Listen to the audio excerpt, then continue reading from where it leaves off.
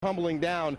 We want to bring in Mark Walsh, who's a freelancer for Fox. You live just a few blocks away and witnessed. Dude, I live on the 43rd floor of a building which is 5 blocks from the World Trade Center itself. I witnessed the entire thing from beginning to end. People talk about how it looked like a movie. I know when I came walking down here early this morning and saw both towers on fire and people on every street corner, it was like a movie. But you watched the planes hit the towers. I was watching with my roommate. It was approximately several minutes after the first plane had hit.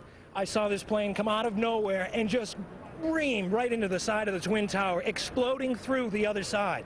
And then I witnessed both towers collapse, one first and then the second, mostly due to structural failure because the fire was just too intense. Obviously, there were a lot of people inside the buildings at the time. Dude, guys from the 7th precinct, the 1st precinct, the fire department right here, the 7th truck, those guys are all right there at ground zero when those things went down.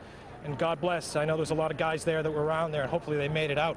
What was happening around you, in the streets around you, as this was all going down? Absolute pandemonium. From my viewpoint up 43 floors, I could see people running like ants, just absolutely scurrying for their lives. Billows of smoke coming through the streets, just walking down the street, just pushing everybody back. And then several minutes after, it looked like it had just snowed over the entire area. Yeah, the debris, the soot was thick on the street. There's still a dusting of it out here. But when I was standing here and the towers collapsed, we saw police officers running for their lives, screaming, "Get back, get back, get back!" And I'll tell you, that's a wake-up call when you see cops running for their lives, and people too, women's pushing baby carriages, that sort of thing. Well, you had the first tower first. That one, when that first went down, it just pushed everybody back, and it was a good 15 minutes before the second tower finally collapsed. Yeah. And it was just overwhelming, and by that point, it was just insane.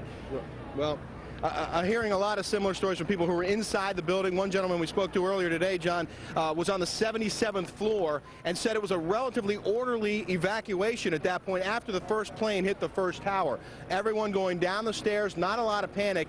But when they got to the 6th floor, he says they felt a second shake. And then people started to really be concerned. Obviously, there were people in the building at the time of this, and some of those people, they haven't recovered them yet, and that's a big issue right now, is trying to get the rescue workers and the emergency crews to the building. There were police officers there and emergency crews there when this was all happening, and they were right at ground zero when it all went down. Can we talk to you? What's your role out here right now? I'm just standing by right now. Can't say what role I'm playing right now. Well, there's a lot of standing by. There's also concern that some of these other buildings might actually come down. This building right here with the glass that you see, the nearest tall building, that has structural damage as well.